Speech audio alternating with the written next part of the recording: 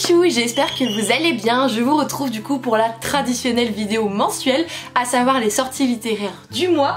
J'ai encore fait une bonne petite sélection, voilà, il y a une double page. Vous allez voir, j'ai trouvé des petites pépites, des suites qu'on attend avec impatience, donc je suis vraiment trop contente de pouvoir vous parler de tout ça aujourd'hui. Mais avant, nous sommes du coup le 2 janvier 2021 quand je tourne cette vidéo.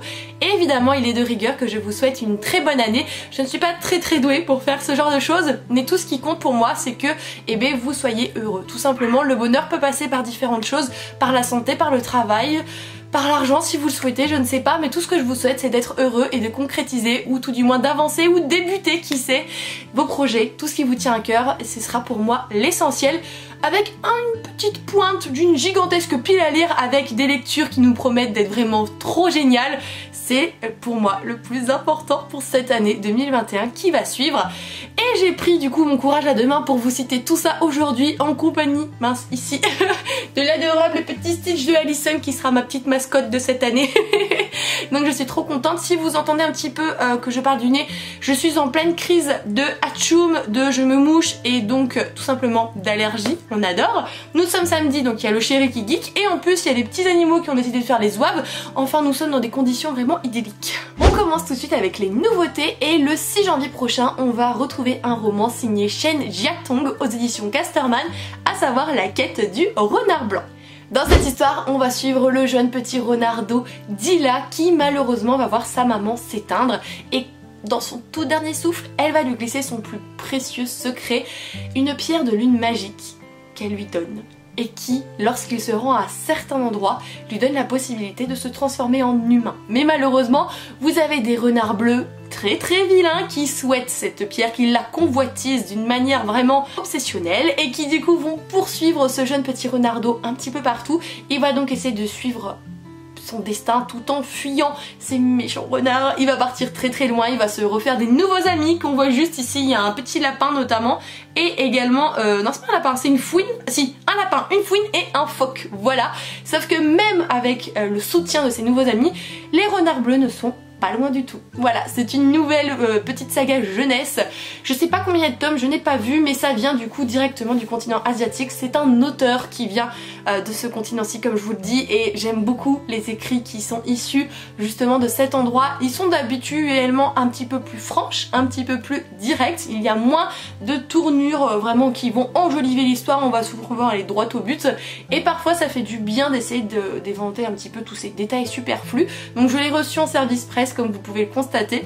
Il n'est pas très grand, hein. Il fait à peu près 223 pages et finalement bah ça va se lire vite et les tomes 2 sont déjà annoncés, donc je suis trop contente. Vous voyez, petit 1 ici, enfin voilà, génial. Vous avez remarqué que déjà au premier livre j'ai commencé à bafouiller. On est vraiment pas rendu. Concentration, je reprends mes esprits et j'arrête de penser à mon nez qui menace d'éternuer à toutes les secondes qui arrivent. Un récit, un livre qui n'était pas du tout prévu sur la liste, que j'ai rajouté tout à l'heure de manière inopinée et discrète, mais je pouvais pas le laisser, voilà. Le 6 janvier prochain, encore une fois, on va retrouver un récit signé Julia Quinn, c'est plus des éditions J'ai lu, et il s'agit du premier et deuxième tome de la chronique des Bridgerton. Oui. J'ai saigné la saga sur Netflix, un truc de fou, voilà. J'ai beaucoup trop aimé la saison 1, c'est passé tellement vite. Il y avait 8 heures quand même de visionnage, mais c'est passé finger in the nose, le train tranquillou. Et j'ai trop hâte de savoir la suite quand c'est vous qui m'avez dit mais au fait Kimi c'est issu de bouquins. Oh punaise, j'ai fait mes petites recherches et j'ai vu que voilà, J'ai lu va nous rééditer ça à chaque fois sous forme de 2 tomes et chaque tome concerne notamment une personne ou un duo de personnes. On évolue du coup au 19e siècle, on va suivre cette famille emblématique qui malheureusement n'a plus le père, il est décédé, donc c'est l'aîné qui devient donc vicomte. Et on va suivre cet aîné, on va suivre une de ses sœurs, enfin ils sont vraiment beaucoup dans la famille. Et là le premier tome à la base est dédié à Daphné et son histoire avec le duc, puisque à cette époque-ci vous n'êtes pas sans savoir que quand vous êtes prêt à être marié, vous devez être présenté à la reine. Et après, vous avez la saison où toutes les personnes célibataires vont essayer de courtiser toutes ces jeunes femmes jusqu'à faire une demande en mariage et se marier, ce qui est l'objectif de toute une vie pour ces demoiselles-ci. Et Daphné va être très bien vue par la reine, elle va recevoir des éloges de celle-ci, ce qui est très rare.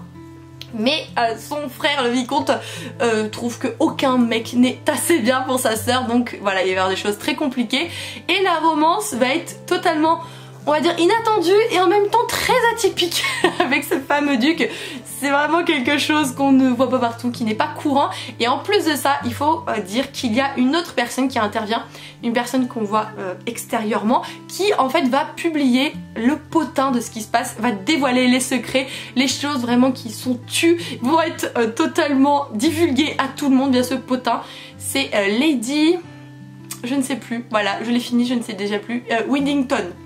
Je crois que c'est ça, Lady Winnington, qui du coup diffuse ses potins et ces potins vont forcément poser problème. C'est elle qui nous raconte cette histoire. Donc la saison 1 sur Netflix correspond au tome 1 si je dis pas de bêtises, sauf que là on a la compilée du tome 1 et du tome 2 et le tome 2 va s'articuler autour de Anthony, donc le vicomte de cette famille, et qui a l'air d'avoir quand même une histoire d'amour assez... tumultueuse sur le feu. On va voir ce que ça donne, mais je suis trop impatiente. Le 7 janvier prochain, on va pouvoir retrouver aux éditions Pocket Jeunesse la fabuleuse histoire de 5 orphelins inadoptables, et c'est signé Tina Took. Il faut savoir qu'à l'orphelinat de la Petite Tulipe, il y a 3 règles pour abandonner, déposer un bébé. Et un jour, vous avez 5 enfants qui sont déposés, 5 nourrissons, et ils n'ont absolument pas respecté les règles d'abandon du bébé. Donc déjà, ça passe au-dessus pour la nénette qui gère l'orphelinat, et qui plus est, des années plus tard, ces orphelins sont inadoptables, personne n'arrive à les adopter, ils font toujours des petites bêtises, des petites choses, etc. Donc là pour elle, trop, c'est trop. Elle décide d'arranger un petit truc pas très sympathique pour qu'on puisse les embarquer sur un bateau et qu'elle ne les voit plus, ciao bello. Sauf que les orphelins se rendent compte que il y a quelque chose qui se trame, donc ils fuient et on va donc les suivre dans cette fugue pour leur survie et leur liberté. Ça a l'air d'être assez mignon, c'est un jeunesse, et en même temps, je pense qu'il peut y avoir des sujets un petit peu plus durs qui vont être aussi employés dans cette histoire, puisque tout ce qui est côté abandon d'enfants, grandir sans parents, etc., c'est quelque chose qui n'est pas sain, mais c'est quelque chose dont les enfants forcément n'y peuvent rien.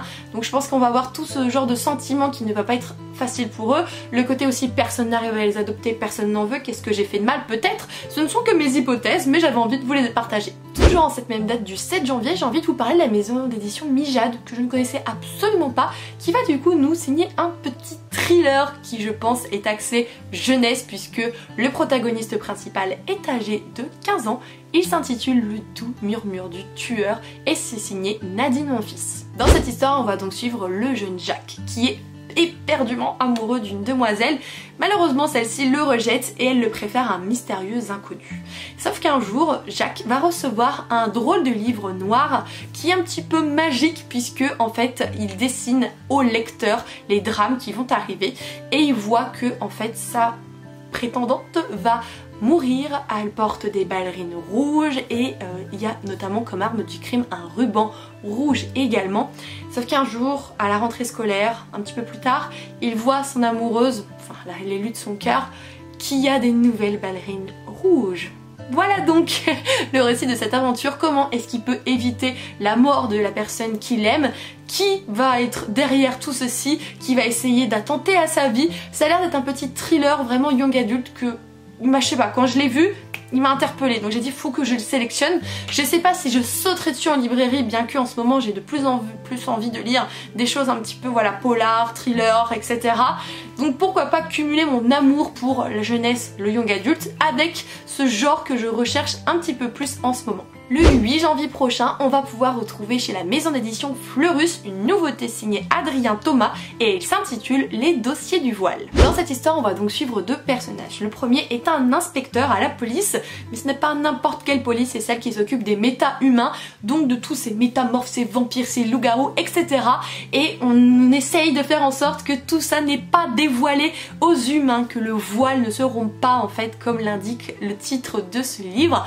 Mais en même temps, on va suivre une adolescente qui est une apprentie sorcière et qui n'a pas les yeux dans sa poche pour le coup, et qui en fait va déceler des pistes, des choses qui sont en rapport avec les enquêtes du lieutenant, et qui va donc essayer de mener son enquête, sauf que malheureusement le voile menace de tomber. Tout simplement, il y a déjà pas mal de chroniqueurs qui ont reçu ce livre de la part de la maison d'édition Fleurus.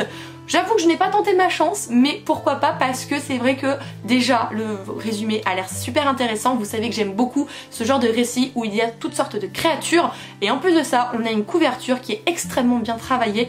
La maison d'édition ainsi que du coup l'illustrateur ont fourni un travail qui pour moi mérite justement de s'attarder dessus, donc c'est pour ça que je tiens à le signaler.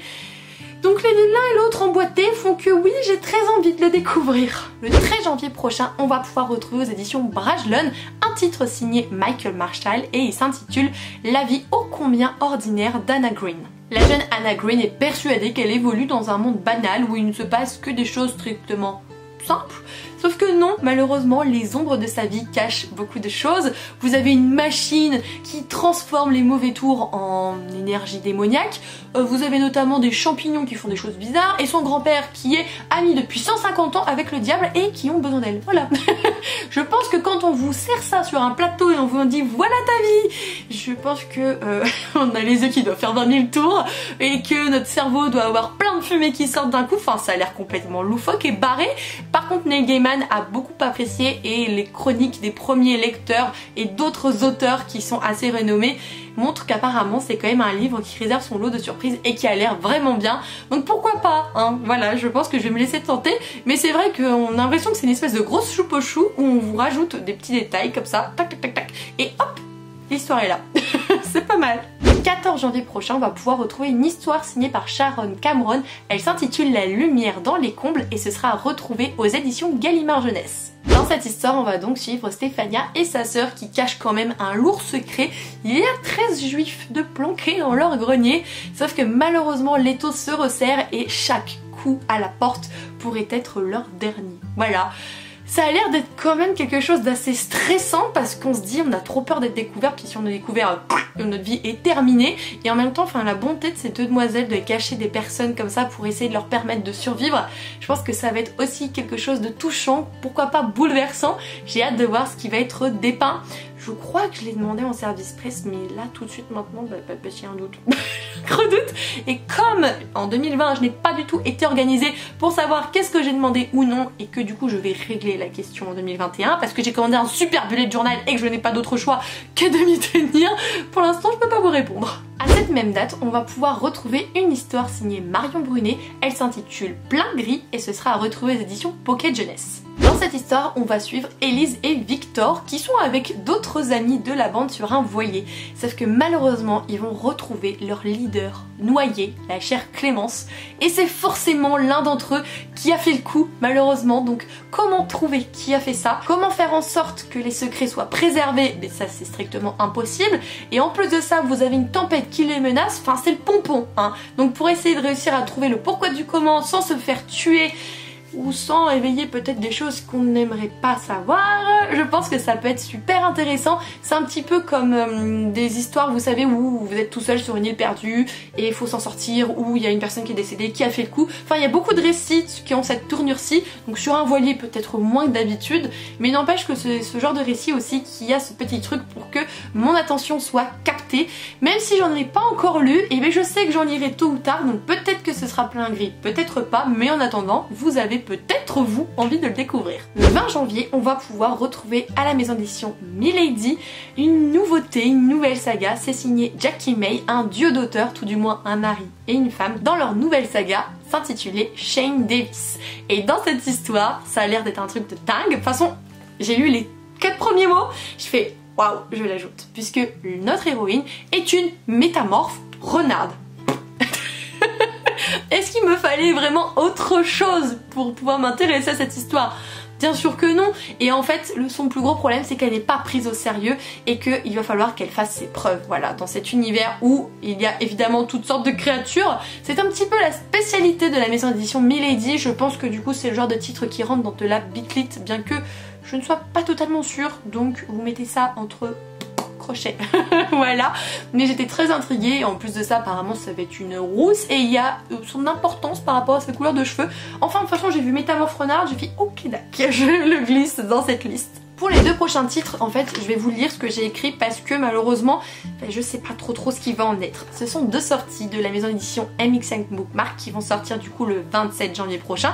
Vous avez le premier tome de la saga Le Pourfendeur de Jean Hale qui me botte au possible et le premier tome de la saga Cœur Destiné de Gareth Lay. Par contre, j'ai vu uniquement des informations concernant la sortie en e-book. Mais je sais que cette maison d'édition a tendance à sortir les e-books en premier et 1 ou 2 mois après les sortir en version papier. Donc voilà, si les e-books vous intéressent, pourquoi pas, surtout les Pourfendeurs, celui-là il me... voilà, avec sa couverture magnifique, tout ça.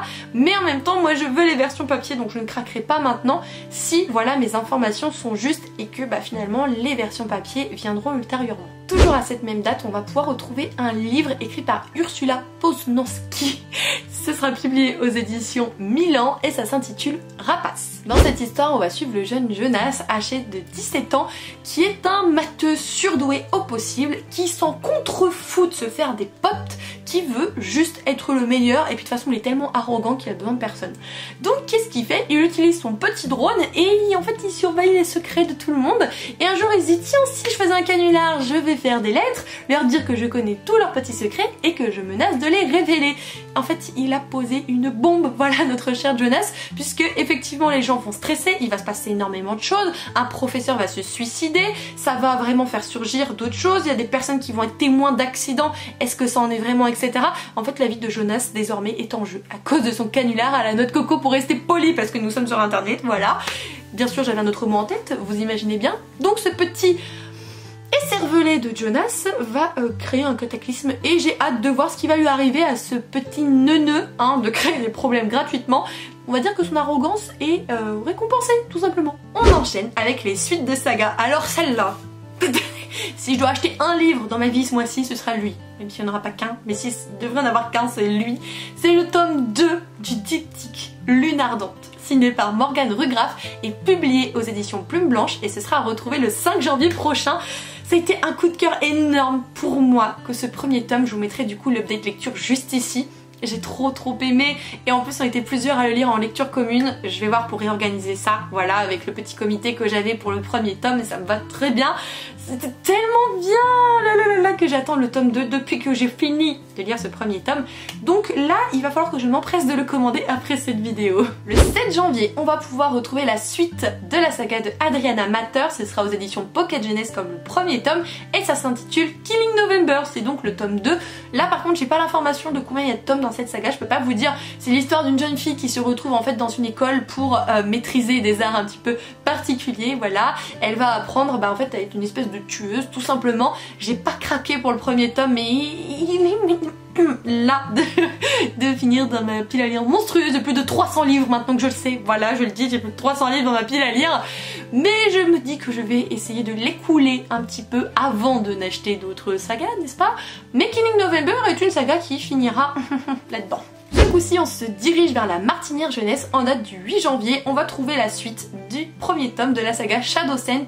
C'est signé P.M. Freestone. Voilà, donc c'est cette fameuse saga où tout tourne autour de l'odorat qui est extrêmement développé. J'ai vu vraiment des avis très mitigés sur le premier tome, mais c'est vrai qu'il me bottait énormément. Et ce qui m'avait réfréné à cette époque, c'était le prix de vente des livres de cette maison d'édition. Et cette maison d'édition a pris en compte ces critiques de ses lecteurs et ils ont changé un petit peu la donne. On l'a vu notamment avec la saga Keleana où les tomes sont passés autour de entre 16 et 18 euros parce que je ne sais plus exactement, sauf le premier, voilà, qui avait un prix exceptionnel parce que sinon on dépassait systématiquement les 20 euros pour leur bouquin. Et enfin non, j'avais pas envie. Bon, je l'ai déjà fait pour la saga Dance of Fist que n'est je sais pas où, voilà, dont le tome 2 n'est pas dans ma pile à lire hivernale tout simplement. Mais du coup voilà, c'est dommage de se priver de découvrir de si beaux ouvrages parce que le prix est exorbitant. Donc pour ceux qui ont l'habitude par exemple de lire des livres adultes, pour vous ça va être kiff kiff bourricot en termes de prix. Par contre quand vous lisez notamment du young adulte, ce que vend en fait la plupart du temps cette maison d'édition, on est vraiment hors catégorie en termes de prix. Donc je suis contente qu'ils ont pris en compte ce genre de jugement. Ce qui fait que je pourrais du coup aussi découvrir cette saga un jour ou l'autre. Le 13 janvier prochain, on va avoir la suite de la saga de Irène Adler. C'est toujours publié aux éditions Albin Michel et ça s'intitule Sherlock, Lupin et moi. C'est le 10e tome. C'est une saga qui au jour d'aujourd'hui ne m'intrigue pas, mais je sais qu'il y a énormément de fervents admirateurs de Sherlock, donc je voulais vous glisser cette information par ici. Avant-dernier, c'est un titre qui est décalé, on va donc pouvoir le retrouver désormais le 20 janvier, et c'est le tome 7 de la saga Rebecca King, signé par Cassandra O'Donnell. Normalement je l'avais annoncé je crois en décembre ce titre là, voilà ça a été décalé et j'espère que ce sera maintenu ce coup-ci parce qu'il y a tellement d'adorateurs de cette saga dont j'ai le premier tome dans ma pile à lire et que je finirai certainement par le lire, qui dans ma tête a des petits goûts de The Mortal Instrument. Est-ce que je me trompe? Est-ce que je me fourvoie? Ou alors j'ai vraiment une intuition qui est pas trop mal, hein? Sait-on jamais? Comme vous êtes beaucoup à le savoir, que vous adorez cette saga, etc. Voilà, vous avez encore une fois cette information. Et pour finir, du coup, le 21 janvier, on va retrouver aux éditions Gallimard le tome 4 de la saga Harry Potter, vous savez, avec ces éditions des 20 ans, ces éditions qui sont aux couleurs de chacune des maisons de Poudlard. Donc vous allez enfin pouvoir avoir la suite pour ceux d'entre vous qui l'attendent impatiemment. C'est pas pour l'instant une édition que j'ai dans la bibliothèque, j'ai pas envie de me ruer dessus. Mais encore une fois, comme je suis une personne généreuse et bienveillante, je vous donne l'information qui pourrait vous intéresser. On passe désormais aux sorties poche qui sont à peu près au même nombre en fait que les suites de saga dont je viens vous parler.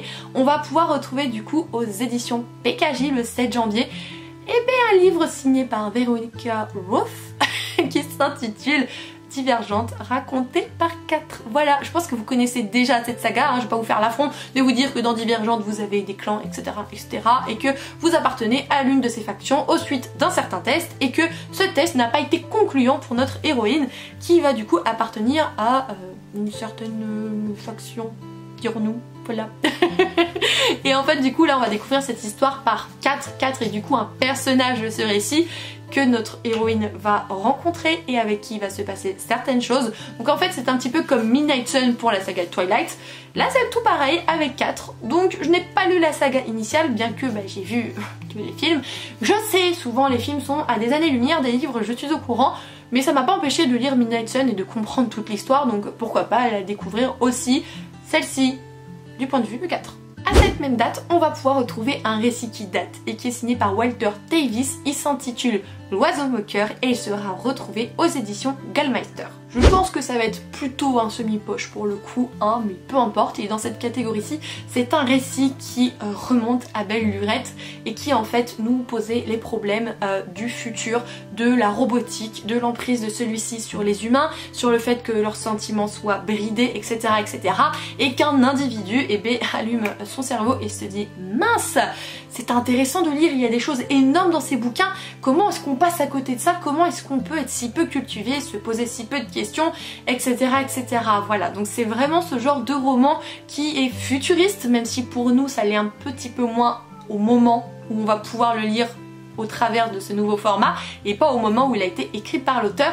Je sais que les avis sont assez controversés pour celui-ci, mais je me suis dit que ça valait la peine peut-être de le découvrir, donc si vous l'avez lu n'hésitez pas à rebondir pour nous motiver à le lire, qui sait, ou alors vous allez me dire que c'était du caca en barre pour vous et que vous le déconseillez, je ne sais pas. Toujours à cette même date, on va pouvoir retrouver un récit écrit par Alejandro Palomas.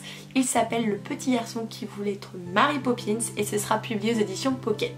Dans cette histoire, on va suivre un petit garçon qui déborde d'amour pour Mary Poppins, mais qui est aussi très concentré dans ses rêves, dans l'imagination qu'il y a dans son esprit. À côté de ça, vous avez un père qui s'inquiète aussi énormément et qui a ses problèmes, une institutrice qui s'en mêle, une psychologue qui va rajouter de surcroît son grain de sel, alors que le petit garçon, lui paraît totalement normal, il va bien, etc. On va suivre du coup tout cet enchevêtrement de personnages, un jour je parlerai français, mais du coup on va suivre tous ces personnages qui du coup vont avoir un rapport avec ce petit garçon. C'est un roman, comme vous pouvez vous en douter, choral, et j'avais découvert ce roman sur le compte et notamment la chaîne Booktube de ma OAPI. Je vous glisserai juste ici ou en barre d'informations, de toute façon vous l'aurez soit l'un soit l'autre, qui en avait parlé, qui avait adoré ce récit, qui l'avait trouvé vraiment touchant et bouleversant. Donc quand j'ai vu qu'il sortait en poche, je me suis dit que c'était le moment de le découvrir à moindre frais. Le 7 janvier prochain, on va pouvoir retrouver notamment un livre signé L.P. Hartley aux éditions 10-18 et il s'intitule Le Messager.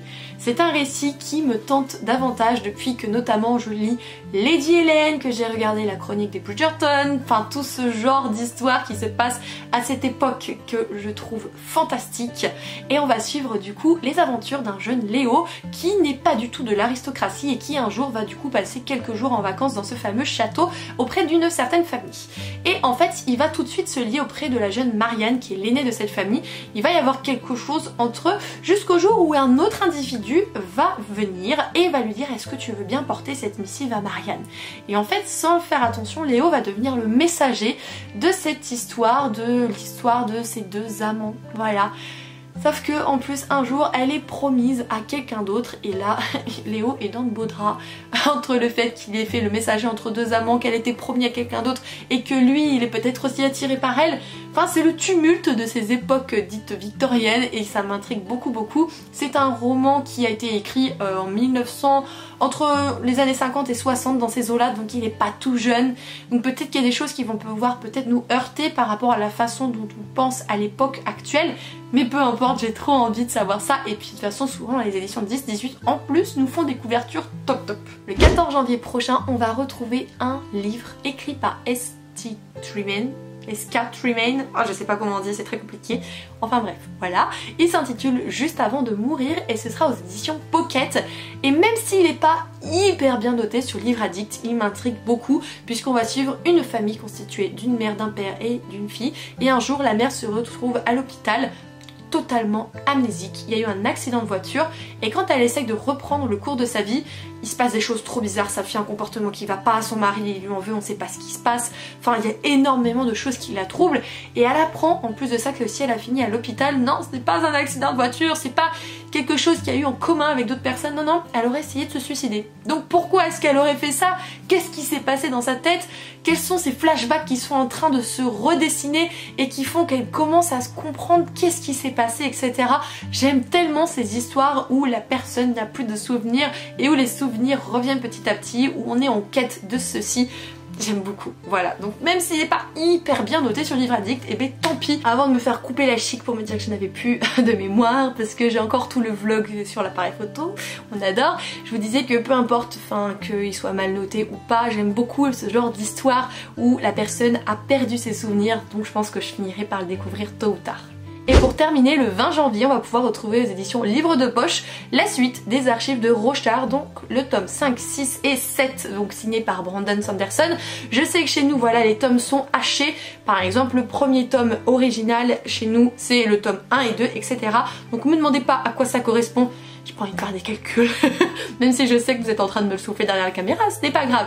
C'est une saga de fantasy que je n'ai pas encore découverte, je n'ai pas lu du Brandon Sanderson. Pour le moment, pas plus envie que ça, mais comme je sais qu'il y a beaucoup d'admirateurs et de personnes qui lisent ces sagas, je vous dis que vous allez pouvoir bientôt vous ruer sur la suite. Pour les mangas, j'ai décidé simplement de vous parler des nouveautés parce que sinon il y en a beaucoup trop et j'en ai sélectionné qu'une pour le coup. Elle s'intitule Les carnets de l'apothicaire. C'est signé par Natsu Hyuga, publié aux éditions Kiyun et on le retrouvera à partir du 21 janvier prochain. Et on va suivre une demoiselle qui en fait est apothicaire et qui est passionnée par tout cet univers et qui un jour va devoir évoluer finalement à la cour. Elle va essayer de se faire toute petite pour ne pas qu'on la remarque, sauf que quand tous les princes nouveau-nés commencent à se faire zigouiller, elle va finalement avoir son intérêt qui va être piqué, elle va découvrir quel poison c'est, etc. Sauf qu'elle va être repérée par quelqu'un, et on va décider qu'elle va devenir du coup goûteuse. Sauf que, attention, il y a beaucoup de messes basses, enfin c'est pas fini de s'en sortir de ce traquenard de la cour, de ces tentatives de meurtre, etc. Les éditions Kiyun, je leur fais vraiment confiance, ils ont toujours des récits de qualité que j'aime énormément. Donc voilà, vous avez l'information, je l'ai et on va pouvoir s'éclater sur ce nouveau manga. Et bien voilà les Kimichou, cette vidéo est à présent terminée. J'espère qu'elle vous aura plu, que ce système ou comment je vous explique les livres, les sorties, les résumés ou non, vous convainc toujours autant. N'hésitez pas à me dire qu'est-ce qui vous botte le plus parce que je suis super curieuse. Évidemment, vous allez pouvoir retrouver sur la chaîne des vidéos concernant mes meilleures et pires lectures et mon bilan de l'année. Je pense que c'est mieux de le faire en fait une fois que l'année est terminée, donc courant du mois de janvier, même si j'ai un update lecture immense à faire, que j'ai des books hauls en suspens, un vlog, etc. Je vais réussir à trouver le temps de vous mettre tout ça dans le mois ou le mois prochain, tant pis, c'est pas grave. J'espère que vous aurez passé un bon moment en ma compagnie. Je vous retrouve très bientôt pour une nouvelle vidéo. Gros bisous les Kimichou.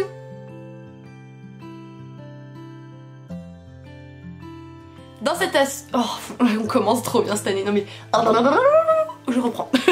Un petit bond de une journée et on atterrit du coup au 8 janvier. On va retrouver une nouveauté aux éditions Fleurus, signée Adria Thomas.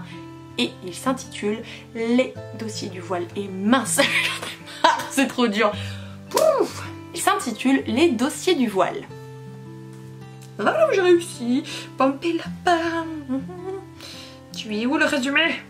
Le 13 janvier prochain, on va pouvoir retrouver aux éditions Brajlon ainsi... Oh, mais j'en ai marre. Tout va bien, j'en veux plus de moi. Comme beaucoup d'héroïnes, la jeune Anna Green pense qu'elle est banale, qu'elle vit dans un monde banal, et puis elles sont conquantes. Kimberly. Comme beaucoup de nos héroïnes favorites dans les livres, et bien Anna Green pense qu'elle est banale et qu'elle évolue dans un monde qui lui ressemble. Et en fait non, hein. Les ombres Oh mais le 14 janvier prochain, on va pouvoir retrouver une histoire signée par Sharon Cameron. Ce sera publié aux éditions Gallimard et ça s'intitule Les je ne sais plus quoi de blablabla. J'en ai marre. Ah, je vais finir à poil. À cette même date, on va pouvoir retrouver un récit s'intitulé L'oiseau au cœur. C'est signé par je ne sais pas qui et c'est publié aux éditions Gallmeister. C'est bête, il manque une info. Crétin.